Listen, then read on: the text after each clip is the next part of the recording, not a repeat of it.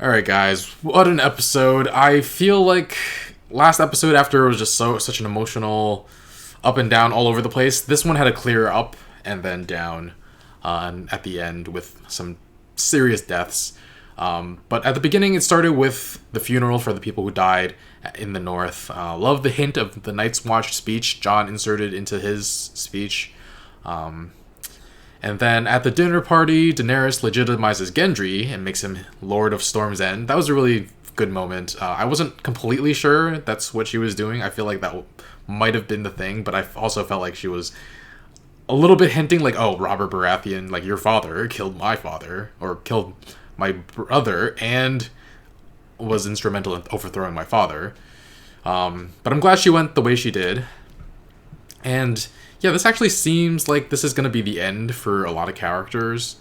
Like Tormund is going back north, the real north, and he's been such a great character this season, and I mean just previous seasons as well. I'm glad he's still alive till the end. He's been hilarious, absolutely great. I'm sad that he won't be around the last few episodes, most likely. But yeah, he had a pretty sad ending. He fought all this time, he wanted so much to be with Brienne, and that woman he went to have sex with probably made him happy in that moment, but I feel like he's still really heartbroken. I don't know that he truly knew and loved Brienne so much as he loved the idea of her, like a giant woman who could just give him babies, but you have to understand it. I understand his pain at least a lot. And the way he went to the Hound to complain about his heartbreak was just gold. I feel like though it's definitely not goodbye. He says that we've seen how much he loves Jon, and he says like we'll see, like this is goodbye, this is farewell. But like there's no way Tormund won't come back down to just say hi. They're best friends forever. Speaking of best friends forever, Sam and Jon are also BFFs.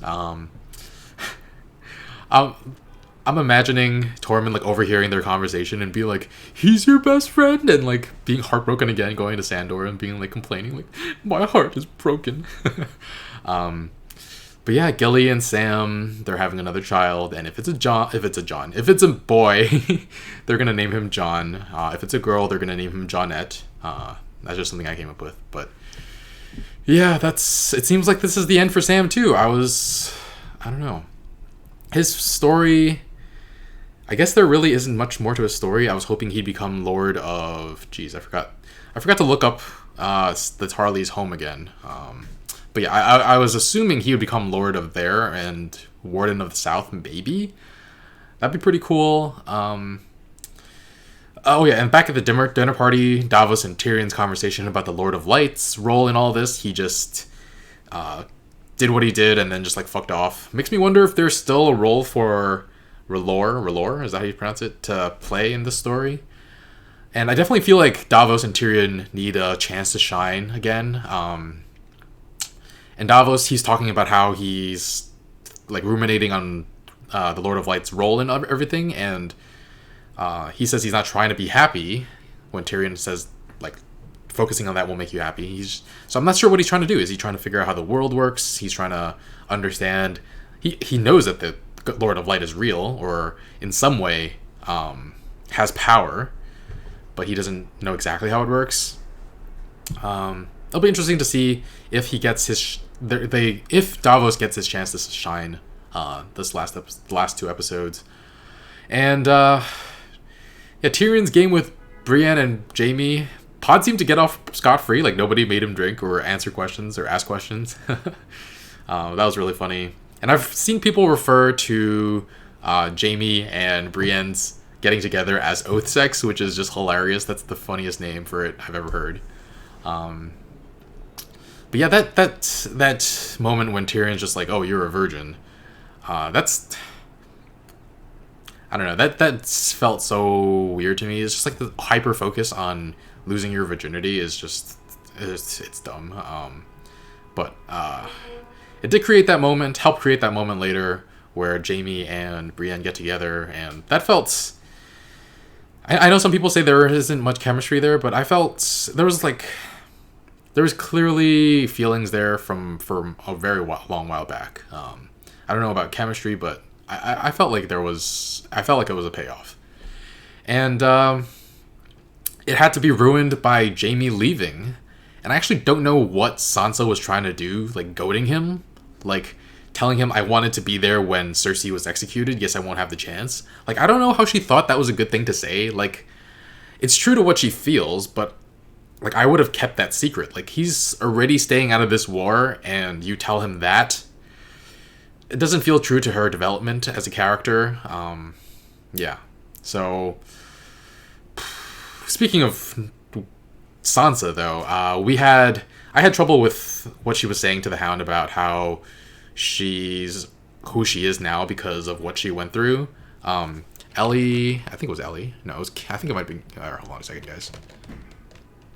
Somebody commented. Oh, Celine commented, the only thing I really disliked is how the writers basically framed that Sansa needed to be raped and abused to grow up, as if that's the only way a woman like her can develop. And it left a really bad taste in her mouth, and I agree with that completely. I think if they had any other character say that, it would have been so much worse, but the very fact that the writers put it in at all, it's just like, yeah, that's a horrible message to send. Like, oh, you had to go through all that to not be a little bird anymore. That's, didn't like that much, but, yeah, I think after that, so yeah, I don't know who to trust now with Jaime going to the south. I don't know if because he says that Cersei is hateful and he is too, but I don't know that. Do you trust him in that moment when he's talking to Brienne? Like, that's something he would have to say to leave to the south. But I've also felt like he was telling the truth when he said that he's a different person when he was talking to Bran earlier in the season in episode 2. So I'm not sure what to think. A lot of people are theorizing that he's going to kill Cersei, which, if he does that, it would probably be a murder suicide. I don't know. I feel like the show is trying to gear up to a place where everything we see now is going to be unexpected, and I feel like everybody's assuming, most people are assuming he's going down there to kill Cersei, and yeah, I don't know if it goes down that way just because of the very fact that people think that's what's going to happen. But yeah, Dany was so desperate to keep Jon quiet. I feel like she really loves him and wants to be with him, but Jon is just like so naive. I feel like, yeah, somebody mentioned on Patreon that like, a lot of the characters don't feel like them anymore. I think it was Ellie. Yeah,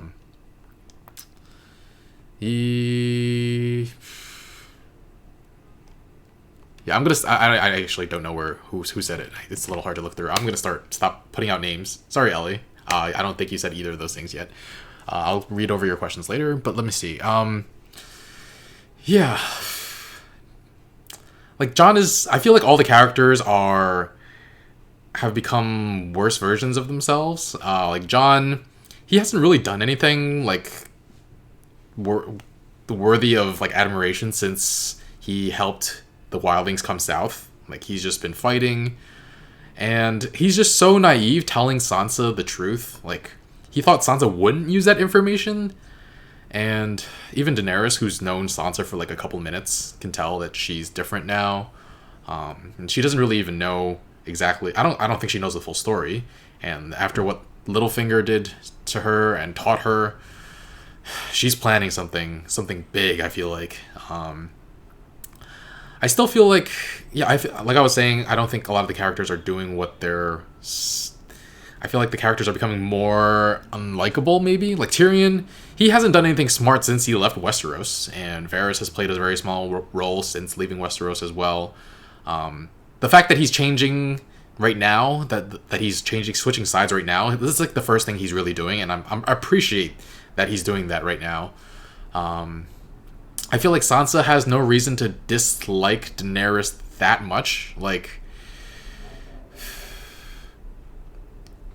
yes, it's best to trust only each other, but even Ned trusted Robert, and she's just becoming like she's trying to repay Daenerys for coming south by turning on her. It feels wrong a little bit, though.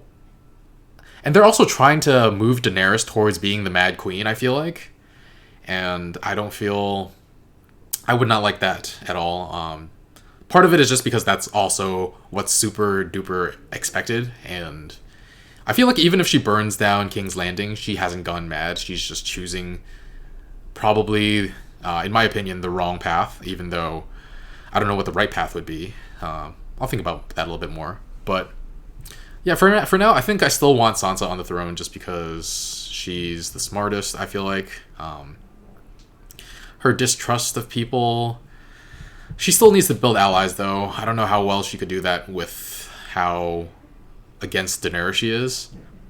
But yeah, it's so complicated. A lot of characters, man. But yeah, I feel like we're finally starting to play the game again. It's been a long while, maybe since season 6. I hadn't felt through the first 3 episodes of the season that we were playing the game at all. And as much as I love The Long Night, this is what made me fall in love with the show in the first place. The politics, the backstabbing, the game. And yeah. Daenerys' idea is to go to war right away, even though Sansa's idea of resting is a very, very good one. So another thing that made me question Daenerys a bit. The biggest thing this episode, though, was Daenerys' side needs scouts. This is the 3rd time Euron's ships have surprised them. Like, even I figured out that Dragonstone ambush, and I have, like, no military background, say, like, the small amount of Civilization games I've played, and that doesn't really help. Maybe that's something Jorah would have seen coming. Like, he wasn't there for Euron's attack on Yara, and he wasn't there when Euron's ships sank the Unsullied, so maybe this is something he would have seen. Like, he was the preeminent military advisor for her, I believe, like, military strategy-wise. Like, Grey Worm is her military advisor in a sense, but he's been a soldier all his life, so he doesn't know battle tactics, I don't believe, as much as Jorah would. So I feel like Jorah's being missing probably played a big role. And the fact that they've been ambushed 3 times is a little too much, though. Even without Jorah, you should have realized after the first time, honestly. And I love how there were so many comments being like, you've already watched this episode before this reaction, that's how you knew Dragonstone was going to happen. And I'm just like, after all this time, like, spending a lot of time trying to catch up, I'm still getting those comments. I'm just like, really? This is hilarious. But yeah, now the rest of the Starks know the truth about Jon, and information spreads like wildfire. Speaking of what, we'll get back to wildfire in a bit. Sansa goes back on her word and tells Tyrion, and now Varys knows. I don't think I see a way to the throne for Daenerys, even if Cersei is gone, unless Jon dies. That's the thing. And I've said so many times that Jon and Daenerys, I don't see them both surviving. Though that could just be... You see, the show's having me doubt everything right now because, yeah, it's... yeah, it's what's expected. I've been expecting for so long that Jon and Daenerys, one of them has to die, so I feel like now they might subvert expectations and have them both die, or have both of them live. We'll never know. We'll know until... We'll know after the next episode or 2. Yeah, but Varys, he sounds like he wants to kill Daenerys now. Or maybe it's not. Maybe it wouldn't be enough. It'll be enough to spread the information, and he doesn't have to kill her.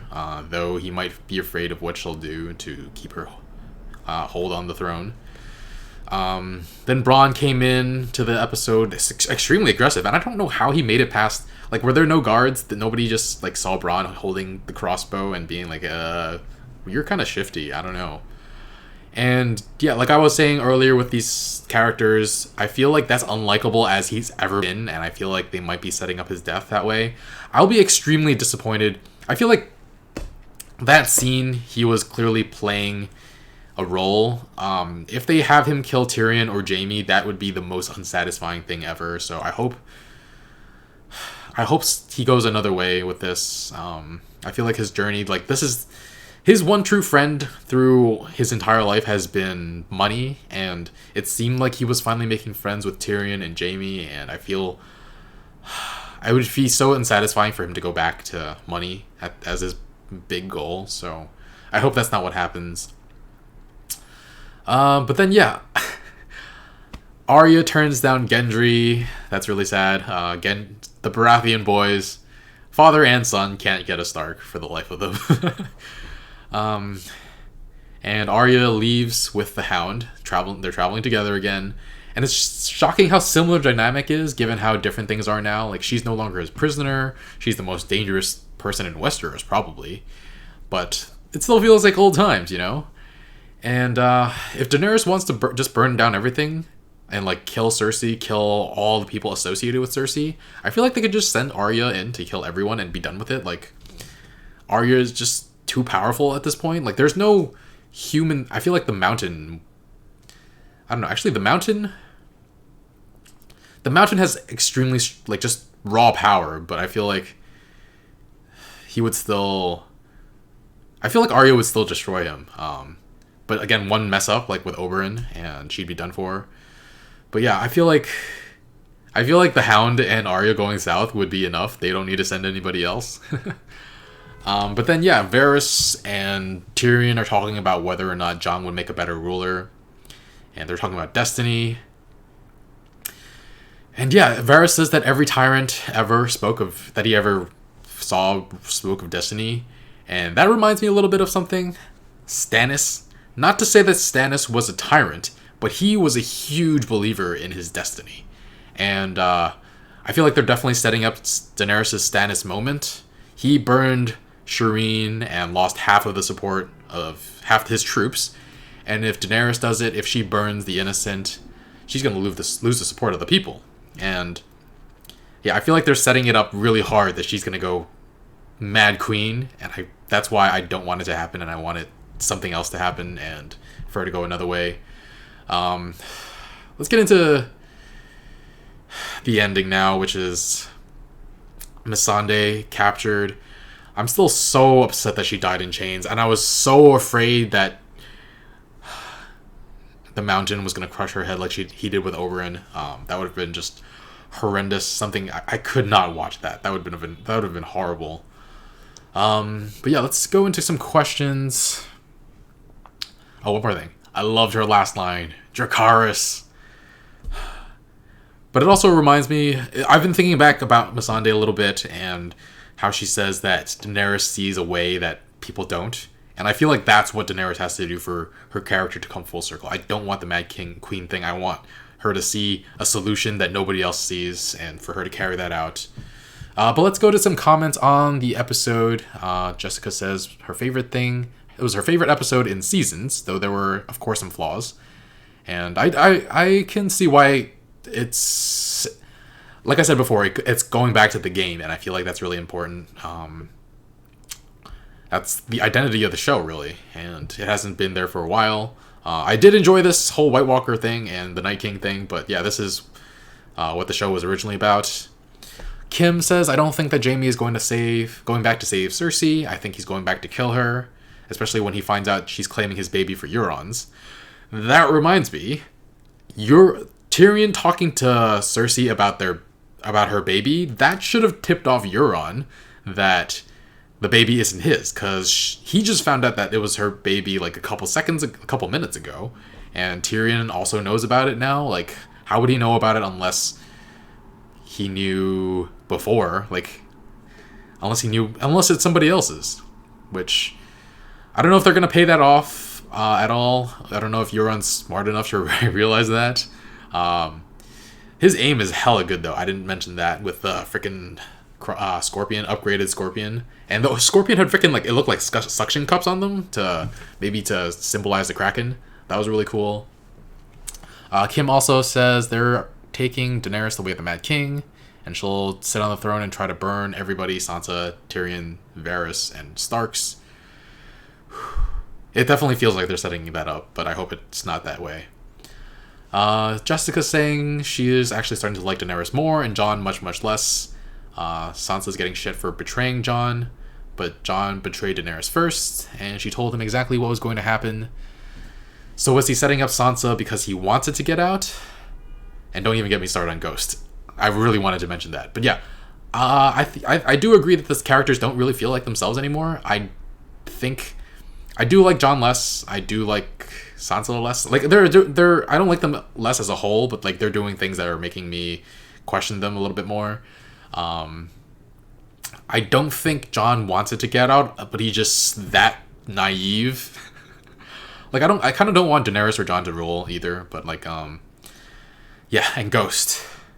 That was so shitty. He just like kind of nodded at Ghost and like, bye, sending you north, bye. Like that's your direwolf, man. Oh, so upsetting. And I don't know how to pronounce that. Addie B says she's never been a fan of Jon Snow, but the season has reinforced my opinion so much. Been irked at Jon Snow fanatics who complained that the dragons not being used fast enough, and it was his idea to hold them back. And yeah, they're saying that Jon couldn't even stay still when Ramsay brought her brother out in Battle of the Bastards, but expected Dany to stay still after watching her entire Dothraki army get wiped out. Yeah, and also Melisandre had to light the trench when Jon was sitting right there. But yeah, I feel like definitely agree that Jon hasn't been up to the standard of this character recently. I feel like so many characters haven't had their great big moment that wraps up their story arcs, and I'm really hoping for that from Sansa, Daenerys, and Jon specifically, like all three of them. Also some others like Davos and Tyrion, and it just feels like their story needs one last big moment for all of them. And the Hound too. We need him to fight the Mountain. Though after this episode, Grey Worm has a big motivator as well. It'll be so funny if Grey Worm and the Hound are like rock, paper, scissoring to fight the Mountain. It could be a 2-on-1 though. I feel like that wouldn't... I don't know if that would be completely satisfying for the Hound.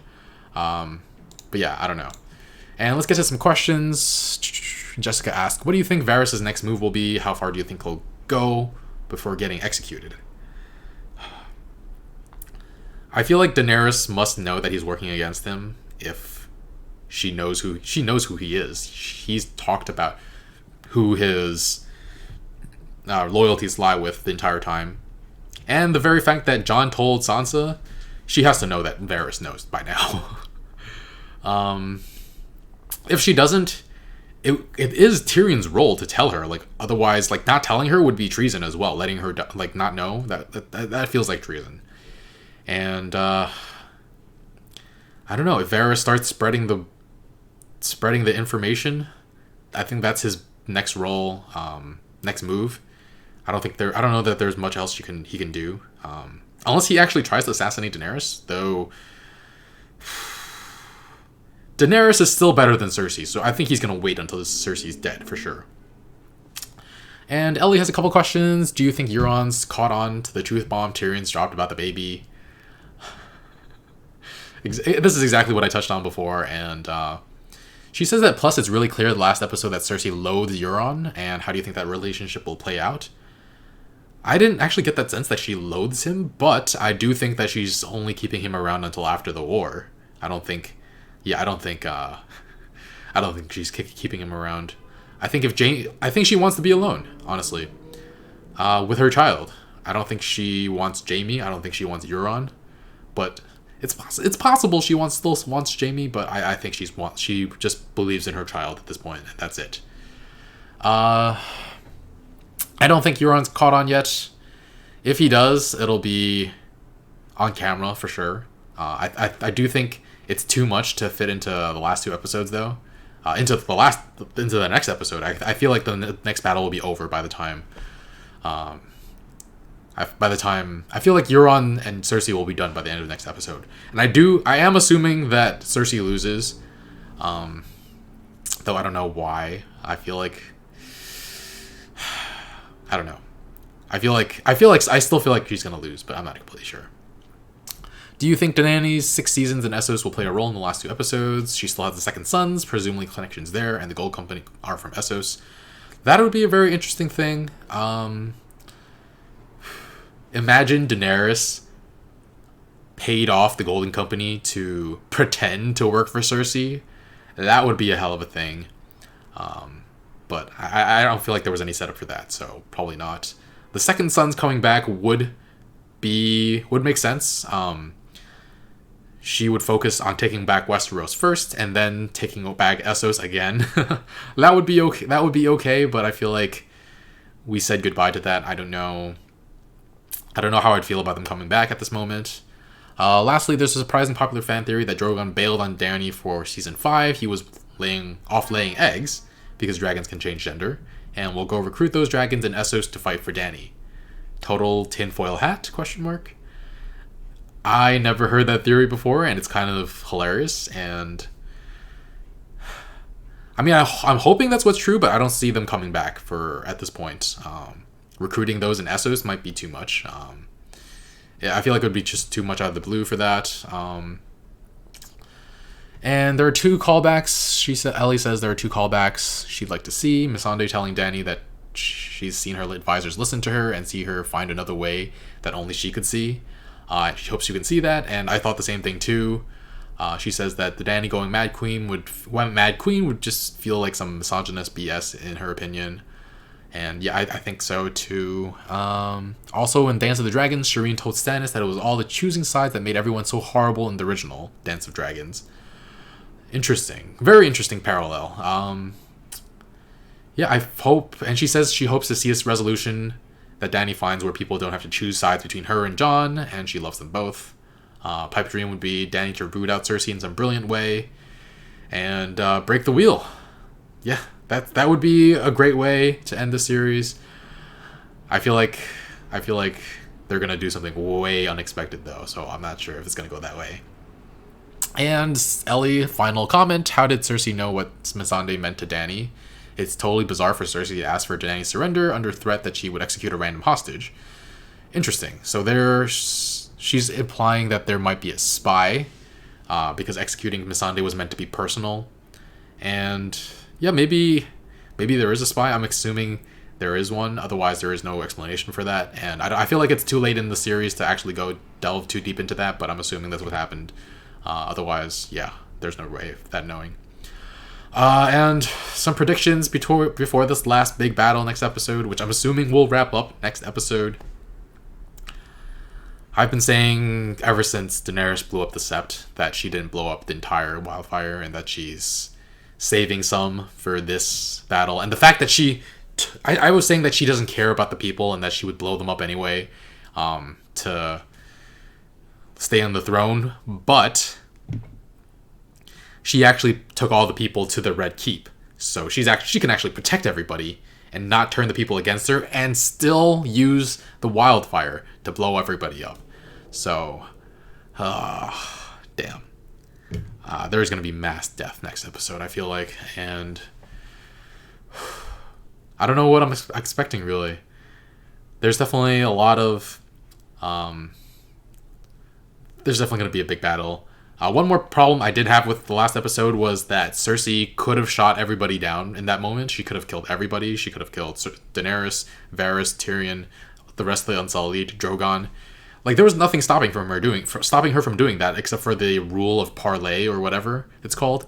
But we've seen her time and time again not care about that. So she doesn't care about the rules as long as she wins. So it felt a little weird about that. Overall, yeah, I like this episode. There were some big emotional moments like Missandei. I think I felt Missandei's death quite a bit more than some deaths in the last episode, but I didn't cry because I wasn't in that heightened emotional state from Arya winning, Lyanna dying. But yeah, overall, I like this episode. I'm going to give it a 4.5, and yeah, looking forward to the last 2 episodes of the season. And I've decided I am going to read the books in conjunction with rewatching the series, and I'm probably going to borrow it from the library because don't want to spend money on so many books. But I'm going to do probably only 1 episode per month, just so I can delve really deep into it. So it'll be fun. And yeah, that's going to be it for this time. If you want to stick around, we've got movies coming up.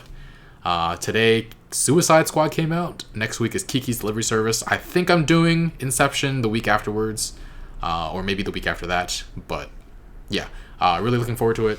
And yeah, thanks for watching. Bye, friends.